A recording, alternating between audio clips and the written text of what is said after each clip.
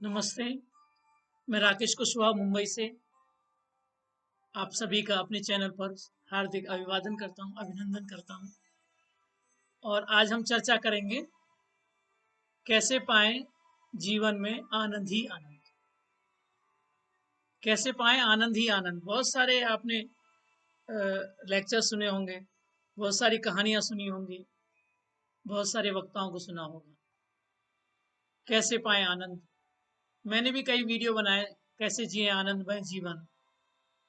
तो आनंद पाने के लिए आपको क्या करना है, एक छोटा सा काम अगर आप कर सकते हैं तो एक ही वाक्य में बात खत्म हो जाएगी। मानव बन जाओ,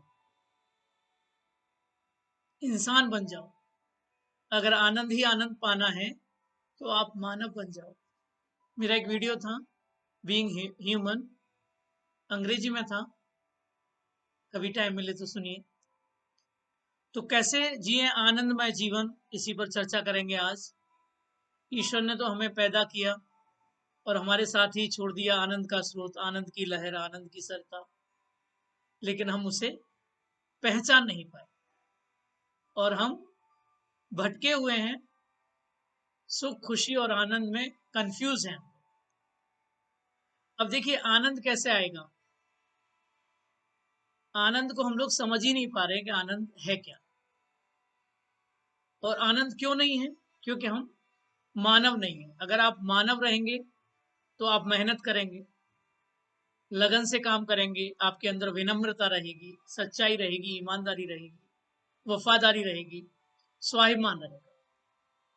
इसके विपरीत अगर आप तो अब अमानवीय बातों की बात करेंगे तो कामचोरी रहेगी, अकड़ रहेगी, घमंड रहेगा, बेईमानी रहेगी। अभी एक बच्चा भैंस के लिए चारा देने जा रहा है और भैंस उसको सींग उठा के मारने के लिए तैयार खड़ी है, क्योंकि उसका स्वभाव ही वो है। आप उस स्वभाव को नहीं बदल सकते। इमोशंस रहते हैं। देखिए हर मानव के अंदर इमोशन रहते हैं। यही फर्क है मशीन और मानव में। एक कुत्ते को भी आप डांट फटकार दीजिए तो वो डिप्रेशन में चला जाता है। ऐसे इंसान डिप्रेशन में चला जाता है। तो हम लोग क्या है, सुख को आनंद के साथ जोड़ लेते हैं। सुख और दुख है वो हमारे मन और शरीर से जुड़ा है। बहुत बारीकी से समझने की जरूरत है। जो सुख है वो हमारे मन और शरीर से जुड़ा है और ये सब क्या है, हमारे भौतिक जीवन में है, शारीरिक जीवन में है। और हर सुख के साथ, सुख की विशेषता ये है कि सुख के साथ दुख जुड़ा है। जैसे जन्म हुआ, खुशी मनाई, सुख आया। मृत्यु हुई तो दुख हुआ, और वो तो जुड़ा है। जन्म है तो मृत्यु है। अब आपने ज्यादा खा लिया है कुछ शौक शौक में तो उसके साथ दुख भी जुड़ा है। और आनंद कैसा है, आनंद आंतरिक है, वो अंतर आत्मा से जुड़ा है, आंतरिक खुशी से जुड़ा है, इसलिए वह पहचान में नहीं आता। आपको अगर आनंद चाहिए, स्वयं से प्रेम करो, दूसरों में प्रेम बांटो। अब स्वयं से प्रेम करने के लिए टाइम ही नहीं। आपने रायता इतना फैला लिया है, लोग बोलते बहुत रायता फैला लिया, और आप उसे समेटने में लगे हुए। पूरे जीवन भर आप उसी रायते को समेटने में लगे रहते हैं, क्योंकि आपने इतना रायता फैला लिया। फिर वो शब्द आ जाते हैं डिप्रेशन। अब साइकोलॉजिस्ट के, साइकेट्रिक के पास जा रहे हैं, डॉक्टर्स के पास जा रहे हैं। अब किसी को सुख मिलता है, वो आनंद बोलता है। कोई कोई बोलता है कि मुझे आपसे बात करके आनंद मिल गया। कोई बोलता है ये आज तो खाना खाना इतना टेस्टी बना है, खा के मुझे आनंद आ गया। या किसी से कोई चीज आपने छीन ली, आनंद आ गया। किसी को चिढ़ा दिया, आनंद आ गया। तो किसी को सुन के आपको आनंद आया, किसी मौज मस्ती में आनंद आया। तो ये कैसा है, ये क्षणिक है। आप इसको आनंद बोलो, लेकिन वो आनंद है ही नहीं। क्यों नहीं है आनंद? क्योंकि वो क्षणिक है, थोड़ी देर के लिए है। आपको सुख मिला थोड़ी देर के लिए, आपने। अब देखिए सुख कैसा है, किसी चीज से जुड़ा हुआ है। सुख कभी भी किसी प्राप्ति में है। आप किसी चीज को प्राप्त करना चाहते हैं, वो सुख उसके साथ जुड़ा हुआ। नहीं प्राप्त हुआ तो आप डिप्रेशन में गए, आपको दुख हुआ, बड़ी तकलीफ हुई। आप देखिए सुख और दुख, आनंद की अगर मैं और विशेषता बताऊं तो आनंद कैसा है, अनुभव का है। एहसास है, एक अनुभूति है आनंद। आनंद में शांति है, सुख में शांति नहीं है।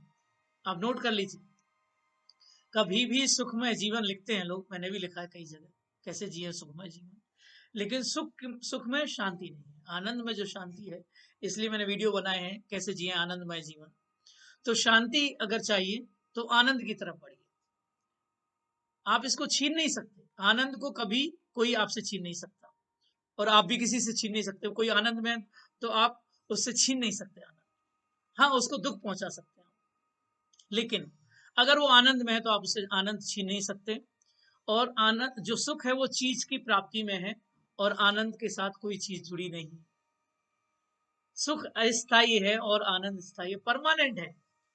आप आनंदित हैं और आराम से जी रहे हैं। लोग बड़े परेशान हो जाते हैं, ये आदमी कैसे आनंद से बैठा है, कैसे सुखी बैठा है। उनको इस बात में ही तकलीफ होने लगती है, क्योंकि आनंद के साथ वियोग रहित है, वियोग नहीं जुड़ा है, लेकिन सुख के साथ वियोग जुड़ा है। कोई अच्छा आपकी लाइफ में कोई अच्छा मित्र आया, अरे बड़ी अच्छी फ्रेंडशिप चल रही है, और अचानक डिस्प्यूट हो गया, बोले क्या बोलते हैं उसको, ब्रेक ऑफ हो गया, और डिप्रेशन में चले गए। गाने सुन रहे हैं, मस्त संगीत सुन रहे हैं, ओके, खाने पीने में लगे हुए हैं, और उसको उसके उपचार ढूंढ रहे हैं, फिर क्या किया जाए। और वो रायता किसने फैलाया? आपने ही वो रायता फैलाया। आप क्या है, अपने ट्रिगर लेके घूमते हैं, अपने बटन लेके घूमते हैं। आपने फोन किया तो आप ये सोचते हैं कि ये मेरे को राकेश बोलेगा, राकेश जी बोलेगा, राकेश भाई बोलेगा, या सर जी बोलेगा, क्योंकि आपको आदत पड़ गई है, यस सर, हाँ जी।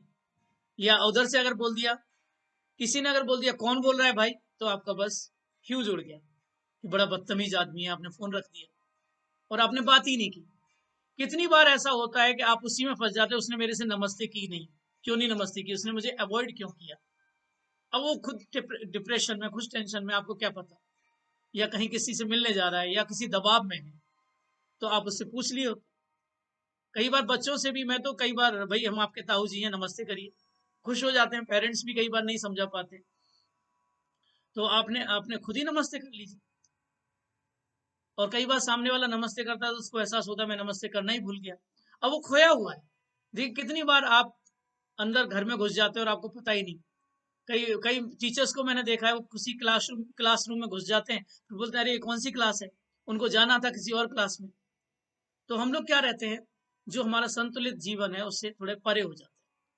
अब देखिए कौन बोल रहा है, सुबह सुबह एकदम झील की तरह आप साफ सुथरे जगह और बड़े अच्छे से, और आपका बटन दब गया क्योंकि आपने किसी ने आपसे बदतमीजी से बात कर ली, जोर से आवाज में बात कर ली, या आपको बोल दिया बहुत देर तक सोते हैं हम। अभी देखिए तुलना में लग जाते हैं, तुलना जहां आपने करना शुरू की वहां आपका दुख बढ़ने लगता है। किसी के प्रमोशन की चर्चा नहीं हुई कि आप घबरा गए। मैंने तो ये तक देखा है, एक टीचर पढ़ाता है, वही जिस बच्चे को पढ़ाया वही उसके स्कूल का मैनेजर बन जाता है, क्योंकि वो ट्रस्टी का ग्रैंड सन रहा, और उसको वही काम करना है, छोड़ के तो भाग नहीं सकता। कई बार आपका जूनियर आपका बॉस बन जाता है, तो आप बड़े डिप्रेशन में आ जाते। क्यों डिप्रेशन में आ जाते हैं? आप समझो कि उसने जिम्मेदारी ली है। अगर आप इसको जिम्मेदारी लेंगे, एक चपरासी गांव का प्रधान बन जाता है। बहुत सारे उदाहरण आपको मिलेंगे।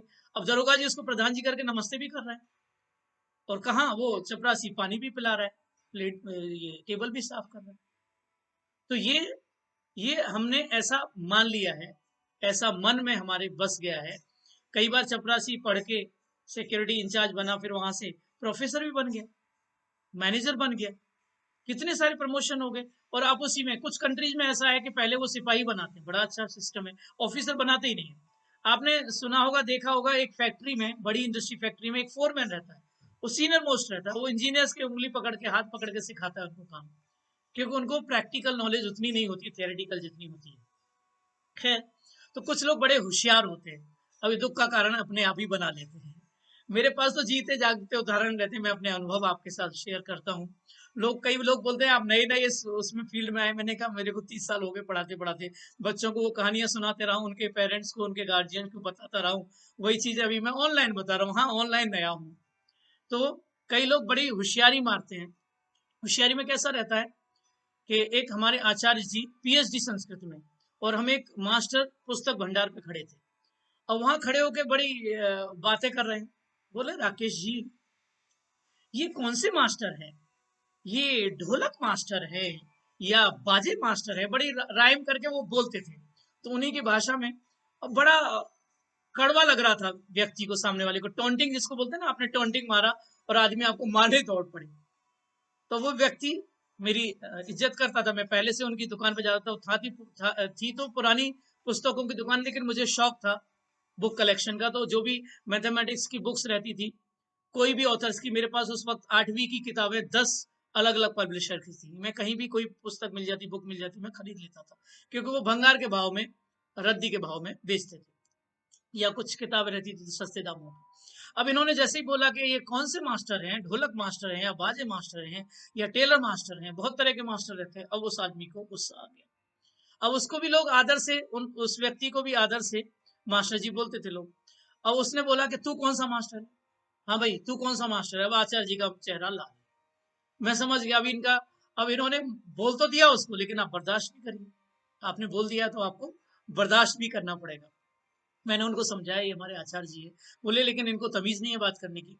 तो बहुत बार ऐसा बदतमीजी हो जाती है और फिर आपको बर्दाश्त नहीं होती। मेरे एक और फ्रेंड है अशोक नागर, मैंने आपको पहले भी चर्चा की, हम लोग एक बार साथ में थे, और किसी बात बात में किसी सामने वाले ने या दुकानदार ने तू बोल दिया उनको कि तू जा।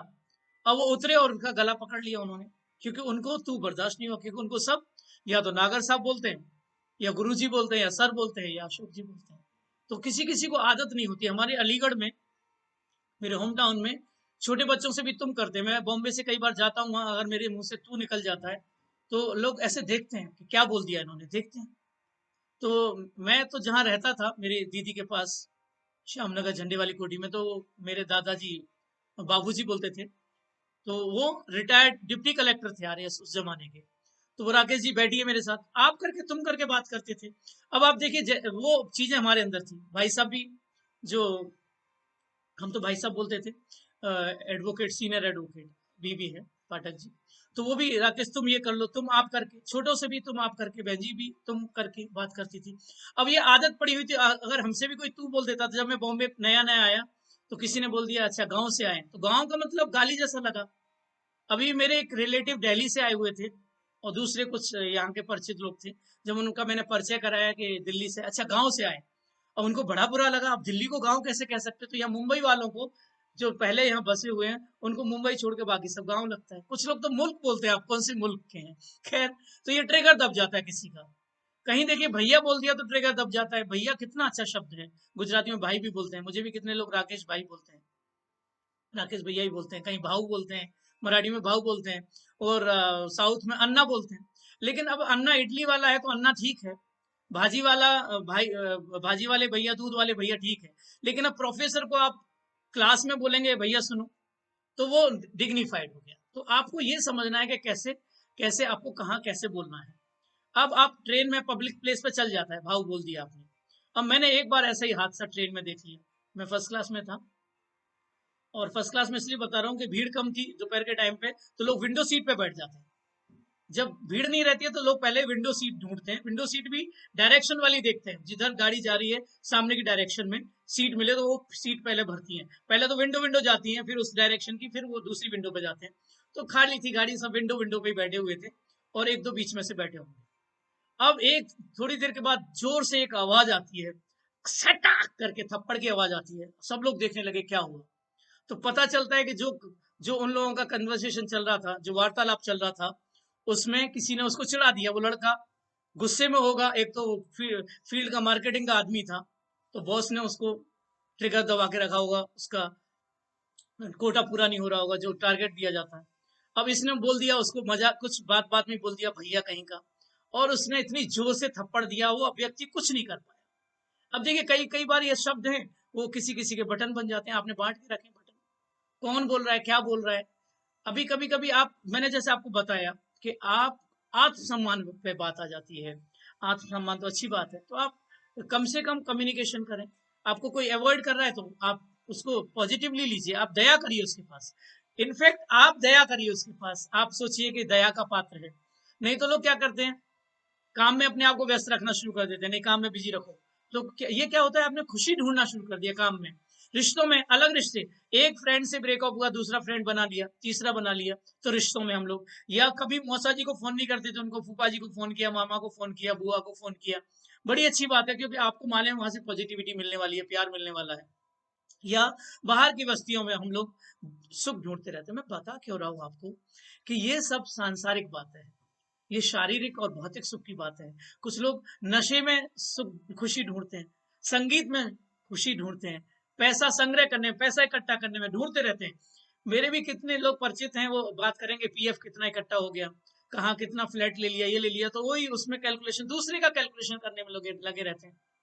तो इससे क्या होता है, आप अपने आप से दूर चले जाते हैं, अपने आप से दूर चले जाते हैं। कई बार आपने सुना होगा, बोलो सच्चिदानंद महाराज की जय। वो सच्चिदानंद उन महाराज को इसलिए बोला जा रहा है कि उन्होंने सत्य चित और आनंद को समझ लिया। अब थोड़ी बड़ी बातें हो जाए, जो सत्य चित आनंद सच्चिदानंद है, वो सत्य है, सत्य जो बोलते हो आप, सत्य मतलब बेअसर, उसको कोई फर्क ही नहीं पड़ने वाला है, न मरने का न जीने का, वो बेअसर है, हर मौसम में बेअसर है, वही सत्य है। चित है, चैतन्य है, पूरे ब्रह्मांड में व्याप्त है। अब देखिए बड़ी बातें हो रही है थोड़ी, वो चिद है। और आनंद कब आएगा आपको, मन को सतरूपी चिद में आनंद आएगा। अगर आप सचित में हैं तो आपको आनंद आएगा। कहना सरल है, अमल में लाना बड़ा मुश्किल है। आप कैसे शब्दों को प्रयोग में लाते हैं, वही शब्द आपके विचार बन जाते हैं। किसी को गाली दे के बात करने की आदत पड़ जाती है। बच्चे कहीं कहीं तो शाह और शाह में फर्क ढूंढना शुरू कर देते, तो उनके बच्चे भी ऐसे बन जाते हैं। अब उनको यही देख रहा है कि उसने शादी बोला कि शादी बोला, अरे वाह मिल गया, बस मजाक उड़ाना। हाँ अच्छा, आप शादी में गए थे, उसमें गए थे, कुछ लोग निकल गया, तो लोग उसको ही पकड़ने में मजा आता है उनको कि भाई मैंने उसकी गारंटी कर। अभी मेरी शक्ल भी, मेरी शकल, मेरा फेस भी कई लोग रीड कर रहे होंगे, ये आदमी खुद आनंद में है कि नहीं, उनको तकलीफ ये हो रही होगी, अगर ये आनंद में नहीं है तो दूसरे को आनंद में कैसे बना सकता है। तो ये सुख में है कि नहीं, अगर उनको पता चल जाए ये दुख में है, तो सब अभी कोशिश करते हैं लोग कि इसका कोई कमजोरी ढूंढो। कहीं कोई आदमी बोल रहा है कि आप अपने आप को देख लो, पहले अपना घर तो संभाल लो। खैर, तो शब्द आपके विचार बन जाते हैं, विचार आपके कथन बन जाते हैं, और जो कथन है वो आपकी आदत बन जाती है, फिर आपको उसको संभाल नहीं सकते। कुछ लोगों करेक्शन की नेचर बन जाती है। बहुत सुंदर सा कबीर का दोहा है, थोड़ा सा मेरे बचपन में ही सुना था, और मेरा बड़ा मन करता था इस दोहे को सुन के कि मैं कुछ करूं। तो मैं सुनता था, मेरे पापा तो जैसे मैंने पहले भी वीडियो बनाया, हिंदी संस्कृत के ही लेक्चरर रहे। तो कस्तूरी कुंडल बसे, मृग ढूंढे वन माहे। कस्तूरी मृग नाव बसे और वो वन वन फिरत अवारी। तो देखिए, जो कस्तूरी मृग रहता है, उसके जो कस्तूरी उसके नाभि में है, कुंडली में है, कस्तूरी बैठी हुई, और वो सड़ी घास फूस इधर उधर घूमता रहता है, उसको लगता है कि यहाँ से खुशबू आ रही है, नहीं पहचान पाता। तो मैं ना, जब बचपन में मन करता था कि मैं कस्तूरी मृग को जाके बता दूं उसके कान में कि तेरी नाभि यहाँ है, और वही मैं कोशिश आज कर रहा हूँ, लेकिन ये आप तक पहुंच पाती है कि नहीं पहुंच पाती है। अगर पहुंचती है तो मैं अपने आप को बड़ा धन्य मानूंगा। धन्यवाद। अच्छी बात है, आप पढ़ भी सकते हैं, लेकिन अमल में कितना लाते हैं ये आपके ऊपर निर्भर करता है।